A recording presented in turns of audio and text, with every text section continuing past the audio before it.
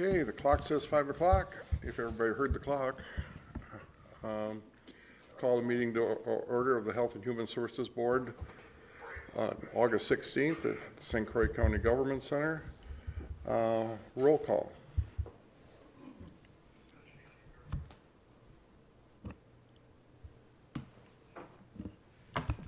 Dr. Anwar?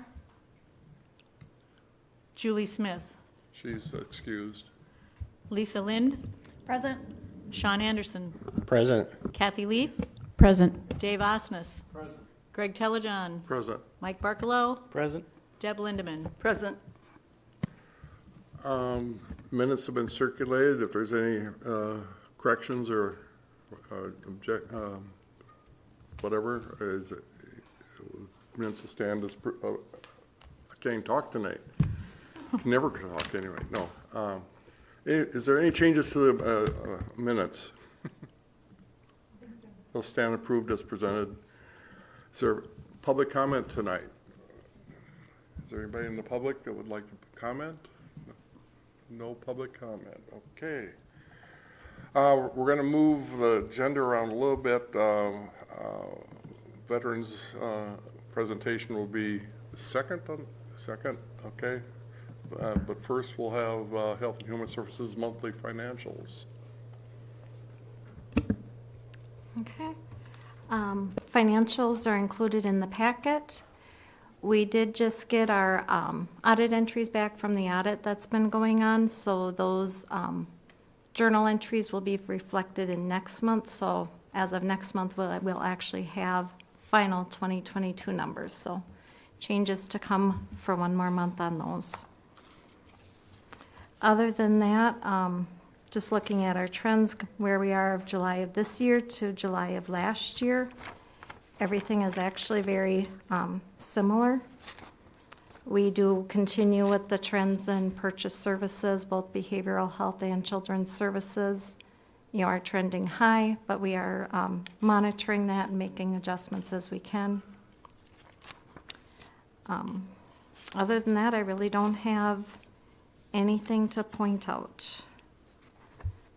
Any questions on any of the financials?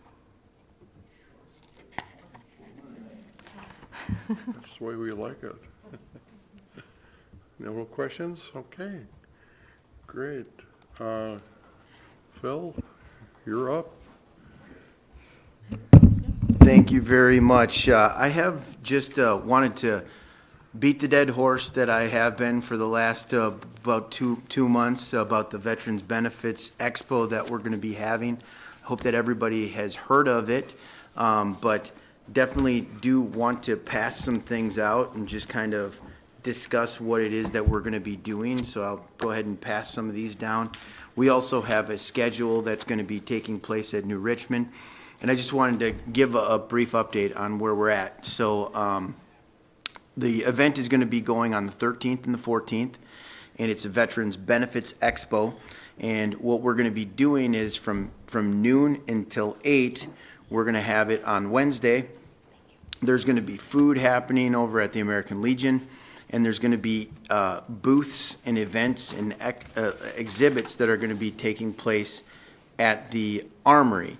Now, in conjunction with that, over at the American Legion, we're going to be doing breakout sessions. So if somebody has a question on the VA PACT Act or VA healthcare or survivors benefits information, that's going to be taking place at the American Legion. So we're going to be doing things like that, and just kind of having some learning sessions. So if people are saying, well, I want to learn something about survivor benefits, they can maybe plan their times when they want to visit around those things. We're going to be having music that's going to be going there as well, and then we're also going to be having a guest speaker. The guest speaker is Brian Eisch. He's going to be going on Thursday from, we're blocking it off from 5:30 until 8, but it's not going to be that long. And then also we're going to be having some, on Wednesday, we're going to have some local people doing some discussions on their stories. So, there's a lot of heroes that live around here in St. Croix County too. Maybe get that out there a little bit as well too. the final thing, we're going to do some reaching out and doing some things with Adam and trying to get the word out there as best as you can. But please, if you do know a veteran, I ask that you can refer them to my office, and hopefully you can let them know about this event, because I do think that it's going to be a large event, and there's going to be a lot of people there. ADRC and other county entities as well are going to be there, so it's not just going to be veteran specific booths, but that's definitely the target market. So does anybody have any questions or anything? Go ahead, Dave.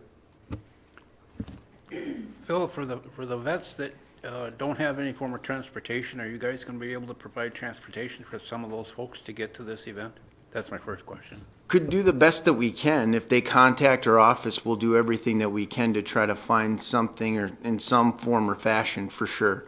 I know that we had discussed this with the nursing home in Hammond, the veteran nursing home. Well, they have a contract with the VA, and they said no, they're not going to do that. We discussed it with them, and they pretty much said no, we're going to keep the residents there. But if there is somebody that does need some forms of transportation, if they contact our office, we'll do the best that we can to try to figure something out, for sure. Yeah. And then the next thing is not a question, but just to let you know, I've had 3 or 4 different phone calls in the last month or so regarding you and your staff up there, and they've all been very, very positive how you and everybody up there has gone out of their way to help them out. And I just want to pass that on and thank you guys for all your good work. So thank you for that. Thank you, Dave. It's Appreciate being it. appreciated. Yeah. Any other questions? One more thing. This is where most of our, if you remember, that we got about $30,000 worth of ARPA dollars that came to the veterans, and this is where we're putting most, if not all of it. So this is really where it's going to be going. So that's where we've been. So that's what we're doing. So that was a great present. Thank you very much, Bob. We're going to use it well. So. Thank you. Next is a presentation on Recovering Together Cafes. Bob? Yeah, thank you, Mr. Chair. Dr. Anwar. I talk a lot about these ARPA initiatives that we've started this past year or so, and some of the intentions behind them and the reasons that we developed them, et cetera.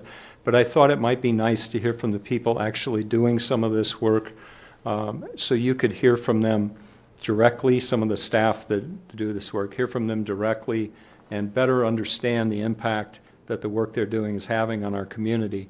So I've asked Krista Gafecci and Adam Delikowski to come tonight to speak about Recovering Together Cafes, and then in the other agenda item we'll talk more about the other areas. But these Recovering Together Cafes came together as a result of a partnership between us and Family Resource Center, and they really took the ball and put together all of the logistics around training and group facilitation for this effort. And then I'll just let Krista and Adam speak more about this if they're ready.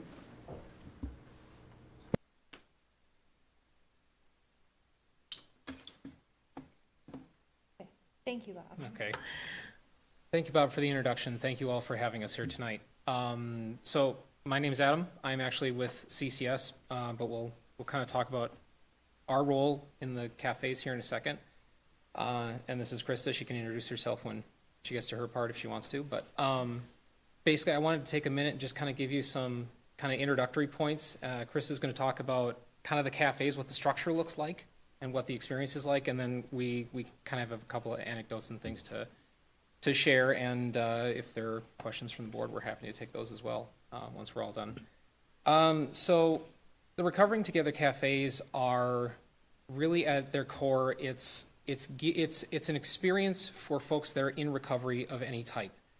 When we say recovery from any type, could be substance use, could be general addiction, could be mental health, grief, loss, eating disorders, really anything. And it's not just for those individuals that are in recovery, but also for their family members too, those folks that are impacted by those folks that are in recovery as well. Because sometimes the family is in recovery as well at the same time, it just looks different. Everybody in the room is a peer of one type or another. We're all in recovery in one way or another, which is part of the reason why I like to explain what recovery is, because it's not just addiction, it's not just mental health, it's a whole range of things. Tonight we're here as county staff, ostensibly. We both work for CCS, but on those nights that we're doing the cafes, we take off our badges. We're just there as people. We're there as people who are in recovery and are there to have a conversation. And I mean, you know, we're technically in charge, but we're really just there to help the conversation along and make sure that everybody is really getting the fullest experience out of the cafe. We were trained in March. And the very next month, in April, we had our first cafe. We've had 5 so far since then. We've had a bunch of different themes. You can see one up there, Learn to Embrace Change was the last one we just did last week, actually, I think of it. We've had other themes like Spring into Self-Care and Red, White, and Recovery. We actually have our next 3 scheduled out, so we're scheduled out through the end of the year. Our November and December ones are going to be combined because of the holidays. We have space every month for 12 participants. That's on top of the folks that are already there, the hosts that are already there to help make things go.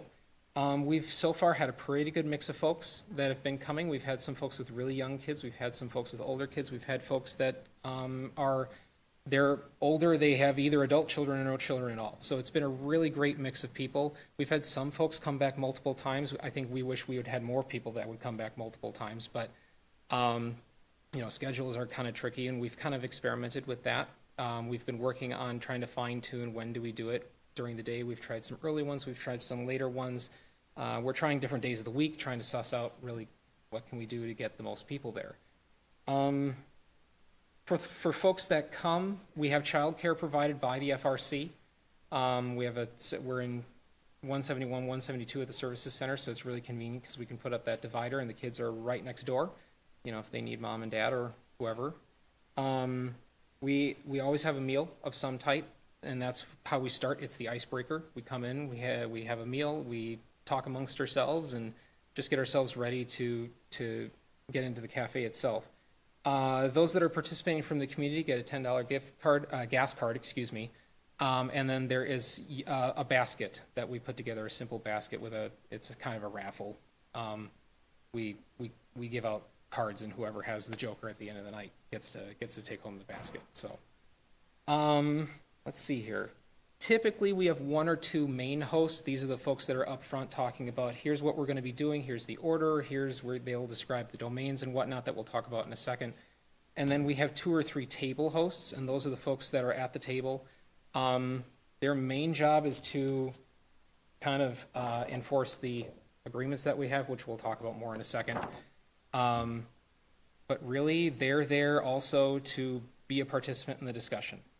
The table host job is not to pressure people to talk. We're never going to say, hey, I haven't heard from you.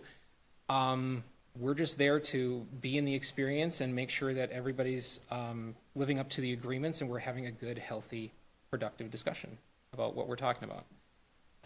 I think I'll leave it at that for now. Go ahead, Krista. Thank you. So, getting into what the actual curriculum looks like then, Adam mentioned we do have food provided. So typically it's scheduled as a 2-hour block. The first half hour is really people trickling in, getting settled, grabbing something to eat, and starting socialization. Then we kind of call to order, like, okay, let's get started, everyone. And so we do a welcome. And as Adam mentioned, so far there's been a mix of newcomers and people who've come a few times. So it's actually been neat to see, because some of the people who've, maybe it's their second time coming, they pretty quickly contribute to the atmosphere of like, we're all in it together. So they help newcomers out and kind of, I guess, mentor them on, this is what we're doing now. And so it's neat to see just like the community that's developing each time and really quickly. So we do a welcome, we kind of do some housekeeping, make sure folks know where the bathroom is, what to expect. We go over the agreements that Adam mentioned, and part of the curriculum is intentionally it's called agreements rather than rules, and these are not to be based on the curriculum. They're not to be posted on the wall. We slide these cards under like a table runner so that it's just there if a table host needed to kind of pull it out and kindly remind someone to keep the agreements. But we want people to feel like respected, autonomous adults, right? So we're not just having rules on the wall, because that's part of the atmosphere that we're trying to create and foster. So we go through the agreements and legitimately, like, we wait and we say, does everyone agree? And either everyone's supposed to raise hand or thumbs up or actually say yes, and we move on. Once we get through that part, part of the housekeeping, we also have a resource table. And so we have various flyers out for different programming or resources in the community. And we let folks know, like, if you need any of the resources, they're available. And then we do let them know, like, if you have any questions about anything, kind of just identifying, like, who is a host that could help answer those questions. Did you want to say anything? Sure. So we've kind of had, just to kind of give some context around the resource table and whatnot. One of the first things that I say but I kind of took the lead on this and just trying to get together what resources do we have in the county, not just county resources, but kind of broad spectrum. So we have these resources lists. I'm going to give them to Colleen. You are welcome to take one. I made copies for everyone if you want to see them. It's really a collection of, we have the Badger Resource Center, we have employment support, we have really every single support group that I could think of and find on the internet on here. So everything from the NAMI peer support groups to AA to NA to CODA and so on and so forth.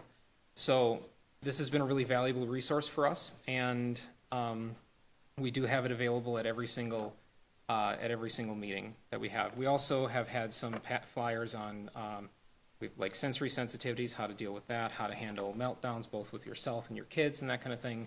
I think next month I might put out some feelings wheels because those are always fun. But we kind of have this table of stuff that's really meant to be helpful for folks. Thank you. And if anyone knows of a resource that isn't on there, please let us know, because we're always looking to make sure we're connecting folks to anything and everything. Thank you. Thank you, Adam. I went through the agreements already. Okay, so then the layout is we start out doing a one-on-one activity, and it is designed to kind of really start getting us into the space of deep thinking and self-reflection and vulnerability and communication. So in the one-on-one activity, we have guiding questions that are dependent on the theme and or the domains that we're covering within the day, which I will talk more on those in a moment here. And folks are supposed to, in their one-on-one with their partner, each take turns speaking for 2.5 minutes and listening for 2.5 minutes. And kind of I know I said we don't use the word rules, but a request is that you don't speak, when you're the listener, you do not speak, and it's human nature to chime in and talk about what we agree with or how we can relate to things, but we're intentionally not doing that simply to get in the mindset of active listening, being respectful and non-judgmental of others, and honestly, it just lends to listening to hear what someone is saying rather than to, like, what can I chime into this?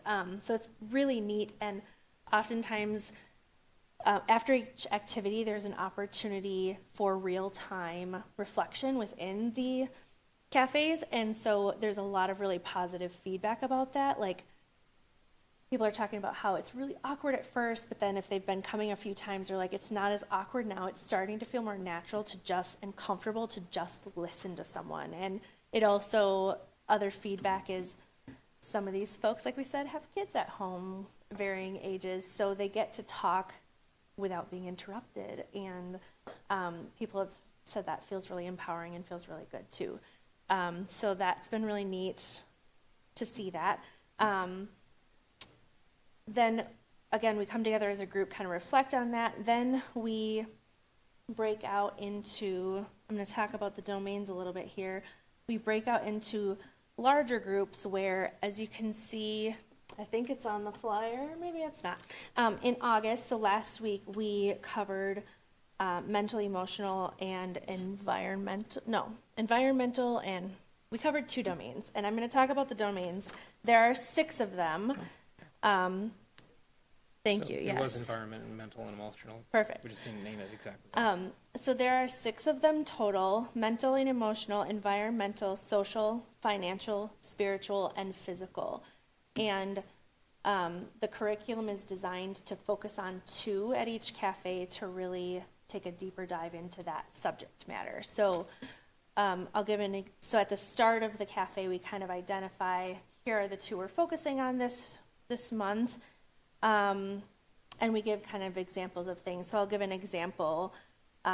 Each of these domains are meant to be considered for what can help with wellness and healthiness for individuals. And so an example of spiritual health would be, so I might say in the cafe, spirituality can mean something different for everyone. Some people might find that connected to religion. It doesn't have to be that. Your spiritual health can be, someone has given the example that being out in nature is how they connect with their spirituality. And so just finding ways to think about what parts of my life, and each of us as we're attending, what parts of my life contribute to my overall health, and what are ways that I can use resources, gain new skills, think about things in a different way so that I'm fostering a healthier version of myself. So there's an example of that. I don't know, did you have anything to add to that? No, I don't think so, no. So, and then we break out into large groups depending on, so the group's large group meaning we're never going to have a table with more than 5 people. That's intentional with the curriculum, again, to help foster conversation and inclusivity. If a group gets too big, it gets a little harder sometimes. So groups of 5 at the most, and that includes the table host. And then depending on what domains we're focusing on that day, we have 2 breakouts for 20 minutes each. And then we have these question cards that Adam has that are guiding questions. So if we're focusing on environmental, like I said last week, there's a question on here so that each table has different questions to ask. So there's an environmental section, and it says, what about your environment is positive? So then, and then we can pick different questions each time. There's a whole deck of cards, Yeah, so there's a lot. There's 50 of these cards in a box, and I pulled out a handful just to pass around so you could see some examples of the questions. And one of the things that I thought I failed to mention at the top was we do have a model that we're following. We have basically fidelity that we're answering to. So, we have a structure that is set forth by Be Strong Families and all of that we're following. So this is kind of what we're talking about, is like, what does that model look like? Yeah, thank you.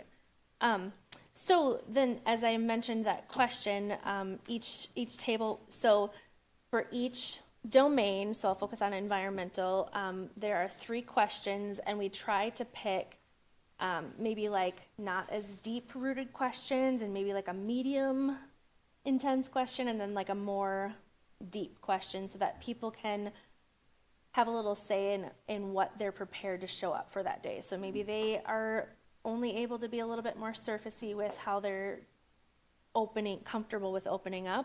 Maybe they are able to take a deeper dive. So each group can pick which question they want to dive in. And sometimes there's enough time where people will get excited and want to talk about more than one or even all three questions. And honestly, during that time, it is not quiet. People are talking. And one of the other facets of the table hosts are also like, we're human, we can sometimes roll off a topic a little bit. So it's kind of like, okay, and how do we get back to this question, right? So just kind of facilitating that the conversation is geared toward what it's intended to be. So we do the 2 groups for each domain, and then we come back together as a group, and again, we reflect on what are our takeaways. And with the agreements, you saw I think we passed around the card for that. One of the agreements is we're agreeing to be non-judgmental, both negative or positive. The reason for that is we don't want to ever say, Colleen, that's such a great point. I love that. Right after Adam said something, and not say to Adam that, and then it might make Adam feel like, wasn't what I said okay too, right? So we want to eliminate negative or positive. Like, we're all just here neutrally showing up. We want to, we're agreeing not to give advice to people. We can share our experiences, but I would never go to a cafe and say, oh, Adam was telling me about how this happened in his life. I'm only talking about my own experiences. And again, we all agreed to this because it's intentionally fostering an atmosphere that feels safe and neutral for everyone that's there. So that's something I wanted to add about the agreements as well. I lost my train of thought of why I brought that up, but it's for some reason, I guess. No, but I will say though that we have had feedback about that. It is kind of hard because it's, again, socially, it's easy to say like, oh yeah, I love it, and agree and want to, even not being positive judgment is challenging to do. But we've had a lot of feedback that everybody there is intentionally abiding by the agreements they made and challenging themselves as a person on how they show up in that room to exist with a room full of people. So it's pretty neat and intentional, again, with the curriculum and the fidelity model. So let's see. So then we come together and we kind of talk about reflecting on the groups, and we talk about an aha moment. It's literally called What's Your Aha? And we have it on the board, and somebody writes it down, and everybody goes around and talks about what's their takeaway of the day. So we have, honestly, I can think of a list of words, and I'm not just reaching here. These are actually described words. People say inspiring. People say relatable. People have said peace. People have said, and it's supposed to be, there's also like a one-word thing, and people want to say more than one thing. So the workaround is they do a hashtag so they can say several words, and it's all just really positive feedback. So there's an example of that. And then we, everybody at the end, so we do what's called commitment cards. So again, it's different each month, and it's based on what the theme, goes with the theme. And so we have people write a commitment to themselves about their own journey with recovery, and then they self-address it, and then our group mails it out to them a couple weeks later, so they get it in the mail, and it's kind of a nice physical reminder of what I have committed myself to, and just kind of keeping that theme of recovery and whatever piece they took away at that cafe, bringing it to real time in their life at their homes. And people have talked about, like, if they put it like on their mirror in the bathroom, or put it on, somewhere where they can revisit them and you can save each of them, and just be reminded of the commitment we make to ourselves. I think yeah, I think, and I think that's what I was going to say. So then Adam, I think, was going to share an anecdotal story too. Yeah, so I kind of wanted to wrap it up and kind of give you just a little sense of kind of how these cafes feel when you're in them. And I've had a lot of really cool experiences as I've been doing these cafes. I've had everything from the range of having to combat my own guilt because of a question that was asked, because that was what was bringing up in me. Everything to connecting with the entire table in a matter of moments. This last month, my table, the table that I was hosting, we had a question on mental and emotional that had to do with masking. If you don't know what masking is, it's basically anytime you hide your true self. It's usually for a protective reason, whether it's you have to actually protect yourself mentally, emotionally, or physically, or it's a perceived threat. So a lot of people are dealing with shame and guilt. People hide themselves because of that. We started to talk about that, and we had a couple of random thoughts just as the conversation was getting going, and I started to talk about the idea of shame and how I have spent a lot of time in my life masking and being somebody else because I couldn't handle who I was. And even before people started to say things, even before I started to hear them, yes, like I felt the table change. I literally felt all the people in that table coming together as one, and we all had this common understanding of, yeah, I've been there. And it was a really cool experience. And it's honestly not that uncommon to have something like that happen at most, if not all, the cafes, at least one of the tables. The feedback we've gotten, which I don't have in front of me, Krista illustrated a bit with the one words, it's been overwhelmingly positive. Even if people can't come back or because of logistics or whatever, they always talk about how it was an amazing experience and how they know now they might have a takeaway of something they can actually do, or if at the very least they're coming away from it with this sense that they're not alone. And that is the biggest reason we do these, is we can talk about all the different reasons that we talk about in board settings and whatnot, but that's why we're there is to create that community and help people understand that you're not alone, you don't have to be alone. Recovery is done as a group. That's how it works. So. And to add to that, that is really actually, like, you can put quotes around it. Oftentimes the feedback is, I felt so alone before, but I realize I'm not the only one who's going through something like this. Even if my experience is a little different than Adam's, there's like a common thread that just kind of makes you feel less out on a lonely island in the middle of nowhere, and it just kind of helps tether people to a healthier version of themselves and to supports around them. And it's really neat because I'm also starting to see some that have been repeating attendance, forming social connections with each other, and you can tell that they've maybe been chatting outside of the group. And so that's also a really huge thing that we know about recovery is having support. So they're being able to create new supports in their life, and that's pretty cool to see. So that's all that we had as far as the presentation is concerned. Does anybody have any questions? Any questions? Go ahead, Deb. So I was just wondering, it sounds like a wonderful program. So I guess the gist of it is that recovery is recovery, whether it's from whatever, which can be very different. But I think that's interesting. So how does people know about the groups? How do you get the word out there? Do people have to be referred or? So the FRC is usually the one who's going to be starting that conversation. They're the ones that create these flyers and things. They have their distribution list, and then those of us that get the flyers and things will send them out to other places. I, for example, usually will send it out to all of HHS. And then from there, folks do what they do with them. Whether I've seen them posted in the services center, I've seen them posted in places in the community. But basically it's kind of a grassroots effort in the end.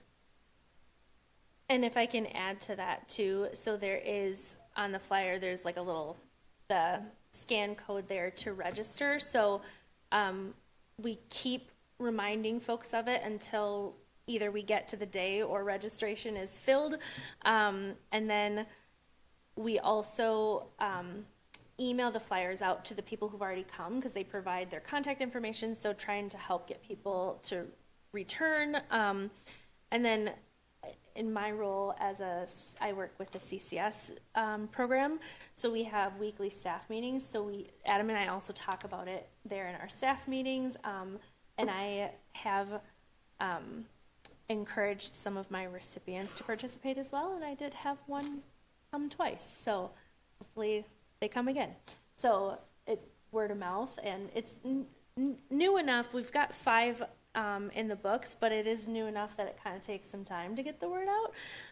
But it's happening, and we've even had some folks who've attended in the past literally rave about, oh, I sent it to my women's group. I sent it to my, so they're also sending the flyers out too. All right, Dr. Andwar, did you have a question? Thank you both. I think what you're doing is great.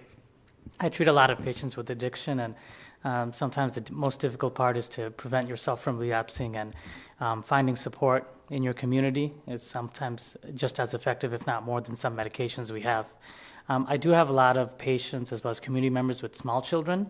So I know one question they'll have is there a lower age cutoff for childcare if they were to come with their children? Yeah. The child care is basically 0 to 5. Okay. So we've had very small babies up to 5. Yeah, so because the program is done through the FRC, they have their standards as far as like the community that they support, and that is individuals with children that are aged 0 to 5. So that's really what the child care is designed for. There is also an element to the registration where we're targeting those individuals that have those children aged 0 to 5 as well. But we do open up the registration after a small period of time to the larger community as well. And there hasn't been a month where we haven't been able to open it up wider as well. Thank you. I was trying to read this flyer here. Is it open to families in Polk and Pierce County also? Yeah. Yeah. Oh, So and it's just not a St. Croix County thing? well, so the answer is a little bit of both. Pierce and Polk have their own programs. So, Bob will have to keep me honest, but we're doing this in partnership with Polk and Pierce counties, but our actual cafes we're running them independently. So we have a group of individuals that are putting on the St. Croix County cafes. There's a group of individuals that are putting on the Pierce and the Polk cafes. I would just add to that Pierce and Polk counties came up with their own funding to pay for training and all of that. I was on a call recently with both of the other counties, and they're both kind of struggling to bring in participants to these cafes, whereas St. Croix County has been fairly consistently, I wouldn't say full maybe, but having good attendance and having a good outcome from their efforts to promote it. Any other questions? Thank you very much. Oh. Thank you. No, yeah. I was just going to say it's great. Thank you. Thank you. Next on the agenda is American Rescue Plan Act staff roles presentation. Thank you, Mr. Chair. I'm going to have Char Lopez come up, Deputy Director, and sort of facilitate this particular discussion about other ARPA initiatives. I brought an entourage with me today. So I am very proud to talk about these initiatives that you guys allowed us to do. I have been asked repeatedly to talk about these upstream services that we have been able to provide to the community members. And I'm going to briefly talk about them. I'm not going to put our staff on the spot because the ones that were able to come today are a little bit newer, and I want them to come back tomorrow. We have 7 different positions that we were able to hire, and 5 of them are county positions. 2 of them are through our partner with Northwest Transitions, and I brought Aaron Long is here, so I'm going to give him and Kyle is going to come up here too, and he's going to talk maybe a little bit about his experience of being a peer recovery coach. So the three areas that we cover right now are with, and first of all, we take in a lot of data, and the data doesn't really tell you what is happening with the individuals, but it does tell you who we're working with and what we're doing with them. And so I just took a sampling of the data, and this data is actually through the end of July. So we have 5 case managers, and they're covering 3 different areas. And we have 2 community case managers. Lori Rosas is one of them, and then Katie Torgerson is the other. They work with community folks really from all different referrals. It's kind of the catch-all. It's the area that when you don't fit nicely into a program, they can assist you get connected to whatever it is that you need. So they get referrals from behavioral health therapists, from the substance use counselors, from the doctor, from the psychiatrist, psychologist, from the nurses, from CCS, from adult protection. They have self-referrals, people just calling and looking for assistance. And what they can do is really connect people to not just community or county resources, but really community resources. And in some of the statistics, it talks about what is the most asked about resource, and it's not surprising, it's housing. That is our number one. Housing and transportation are our 2 biggest barriers that we have in our county. I don't think that it's unique to our county, but it's definitely a challenge within our county to find affordable housing for folks. And then the second would be really just coordinating services, whether it's CCS or behavioral health, and getting connected to those sorts of things.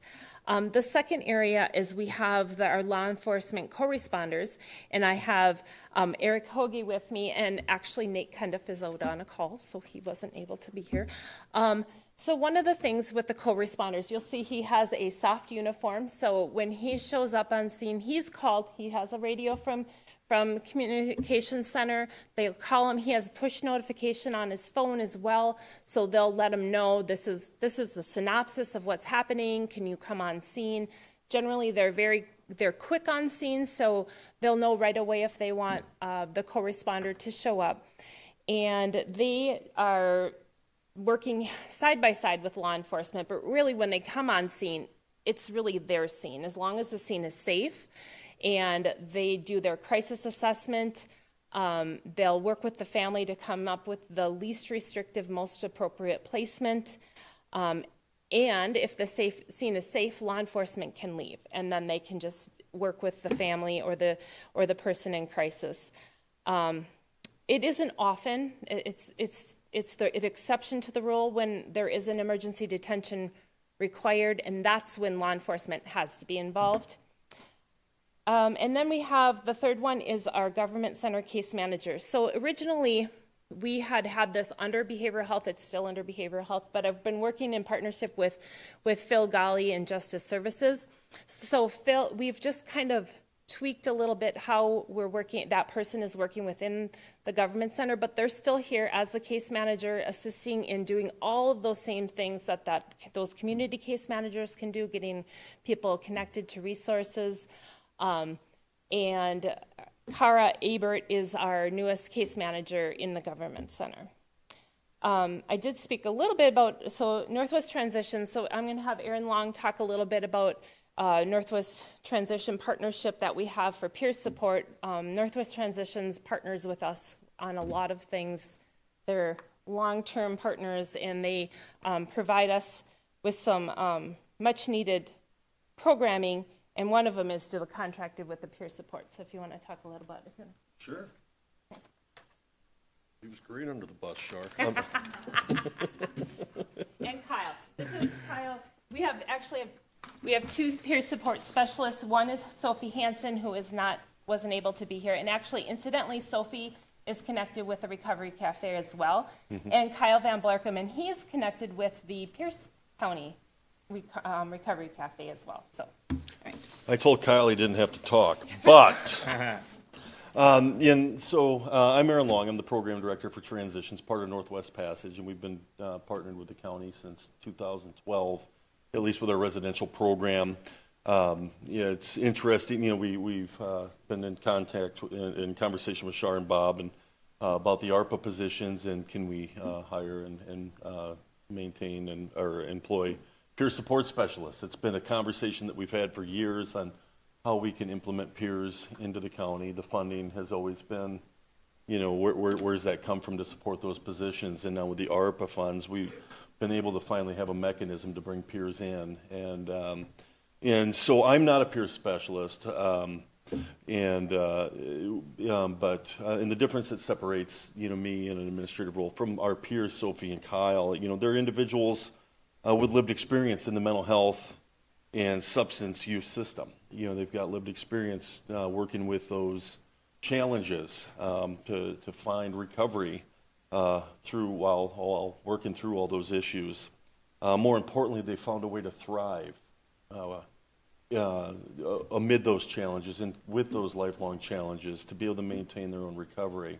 And as a result, they've got something that the rest of us can't give oftentimes, and that's some hope. And for somebody to be able to see success from people that have lived experience and have been there where the people that they're working with have been at or are at the time. And so it's been such a neat experience to hear Sophie's stories. Kyle's just come on. He's just taken his first couple cases in the last week. He just finished his peer support training. We're excited about the experiences that he's going to be able to share with other individuals living working towards recovery and struggling with that. The referrals that we've been getting, I think some of that's in the data Shar gave you from therapists, from substance abuse program, community caseworkers, from the ARPA positions, treatment court, the CSP community support program, justice support, and through the jail, Western Wisconsin Health in Baldwin they've been involved with. The services, recovery is individual, it's client-centered. It means something different to everybody that they serve. Everybody's been has substance abuse and mental health needs. And so, what are the barriers that people face out there, from access, lack of resources, just to that support. The service goals, I wrote down a whole bunch of them, and from just emotional support through medical stressors, assisting with 12 steps, assistance finding long-term support networks, taking steps to not be isolated, and work through a lot of anxiety and getting out and engaging in healthy activities. We've got a model at Passage, at Northwest Passage, called the Passageway, and it mirrors some of the domains Adam was talking about, the 8 therapeutic elements of living a therapeutic lifestyle, from getting out in nature, service, support, spirituality, recreation, all of these things. I missed a few, probably on purpose, but anyway, and so having an objective way to look at living a therapeutic lifestyle, and that gives a good basis to strike up conversation and assess needs and come up with a plan to help people take steps and make healthy gains and experience success with their recovery. Doing wellness planning, that includes working in planning for crisis. Going to AA meetings, just getting people out in nature, going for walks, working on coping skills, learning new hobbies that support recovery, all of these things. And the list goes on and on and on. And so that's been that. Aside from just engaging with the peers, our peer support specialists have been engaged with the county and bringing a peer voice into a lot of other areas at the county.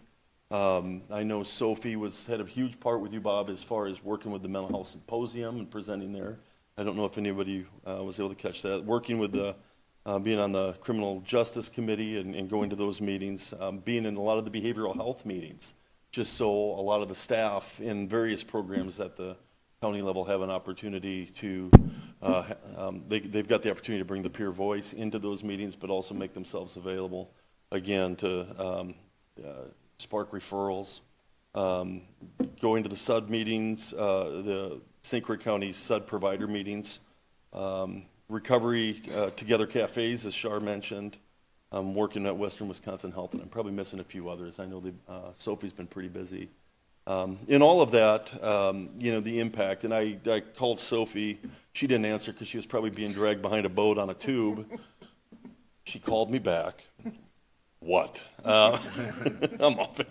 I just said, Sophie, based on, can you describe the impact that you've seen?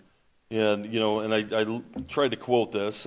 She just really said that, it's come up from so many that she's worked with that they're so appreciative to have someone else supporting and encouraging them that understands where they've been.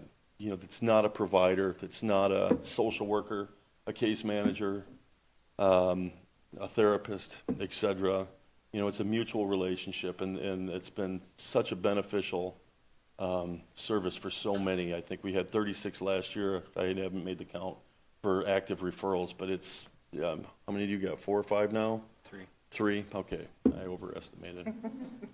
And Sophie, I think she's got over a dozen at least that are active right now. So a lot of people have been garnering that support. The hope is, again, as Shar mentioned, that this is a lot of upstream work.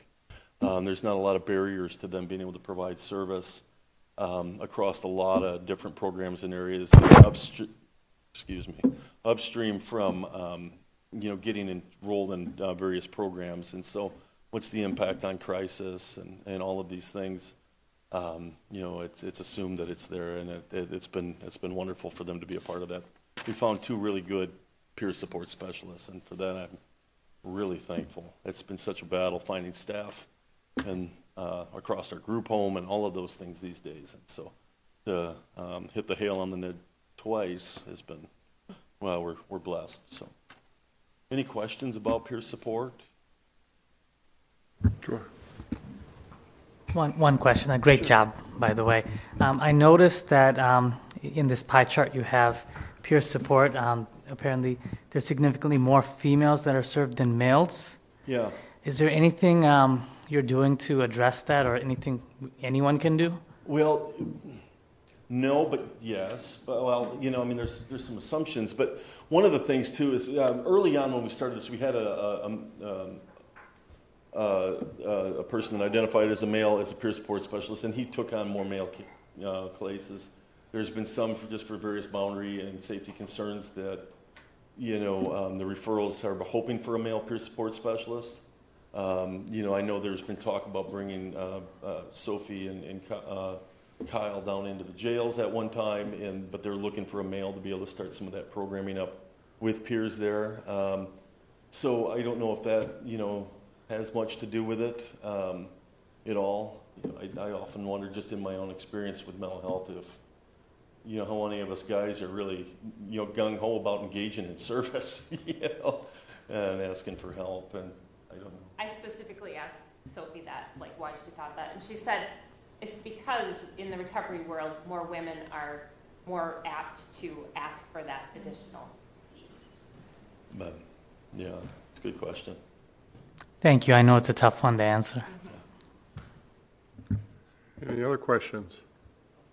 Could I borrow your mic? Yeah. My mic was giving me static. This is wonderful. The upstream tactics are where it's at. We have to be doing more and more and more of that so that they don't end up in our law enforcement arena. So this is wonderful. Thank you for the work you do. Thank you.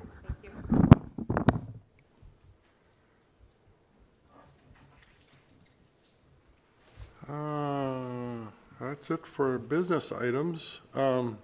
Requests for future agenda items. Anything from anybody? Again, pass them on if you have anything. Announcements and correspondence. Well, there's a big one here on a big sheet of paper. I don't know if Dave wants to talk about himself. No, you go ahead. No, you just congratulations. Yeah. It came as a surprise this last week, and I know I sent the letter out to Ken and Bob as well to let them know right ahead of time with the national appointment. I'm honored to sit around that committee.